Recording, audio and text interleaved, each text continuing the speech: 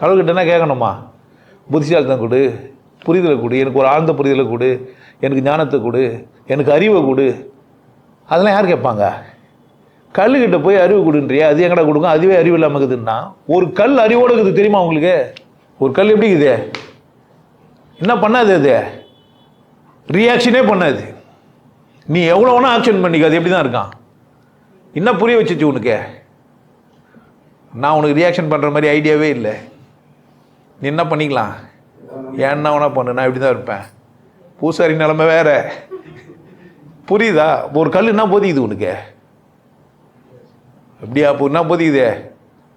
கற்றுக்குன்னா போய் கும்பிட்டிய டேய், நேற்றும் அப்படி தான் இருந்து, இன்றைக்கும் அப்படி இது, சில்லுன்னு ஊற்றினா அப்படி தான் இருக்குது, பால் ஊற்றினா அப்படி தான் இருக்குது, சாதனம் ஊற்றினா அப்படி தான் இருக்குது, மாலை போட்டால் அப்படி தான் இருக்குது, எப்பவுமே அப்படி தான் இருக்குது. இது சிரிச்ச மாதிரி செஞ்ச பொம்மை சிரிச்ச மாதிரியே இருக்குது, ஆயிரம் மாதிரியே செஞ்ச பொம்மை அழுதுற மாதிரியே இருக்குது. அப்படி தானே? சரி, நீ சிரிக்கிற ஆயிரியே, சிரிக்கிற ஆயிரல்ல, இதெல்லாம் என்ன ஆகுது? சிரிக்கும் போது உன் முகம் என்ன ஆச்சு? அழும்போது உன் முகம் எப்படி ஆச்சு?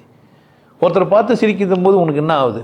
நிறைய பேரை பார்த்து சிரிச்சிங்கன்னா வெறுப்பாயிடுவானுங்கண்ணா, என்னப்பா சிரிடா என்ன ஓகே நெக்கலை தருதா?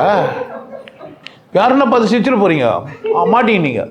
அதுவும் பொம்பளை சிரிச்சாலும் இன்னும் மோசம், பின்னாடி வந்துடுவானுங்க. அந்த புள்ள நல்லா இருக்கிறானே, நல்லவனாச்சுன்னு பார்த்து சிரிச்சிருக்கோம், இவனை நினச்சின்னு பேர். ஆமாம் ஆமாம், கூப்பிட்றா என்ன நினச்சி. அந்த புள்ள அப்பா மறிக்கிறாரு, தாத்தா மறிக்கிறாரு, மாமா மறிக்கிறாரு, என்ன பண்ணியிருக்கான்? சிரிச்சுக்கிறோம். நல்லவராகிறான்னு கூட சிரிச்சிருக்கோம். நீ என்ன நினச்சின்னு இப்போ நாரிப்பா, ஐயோ இவனை பார்த்தா சிரிச்சன்ற மாதிரி பண்ணிட்டு வந்துடுவேன்.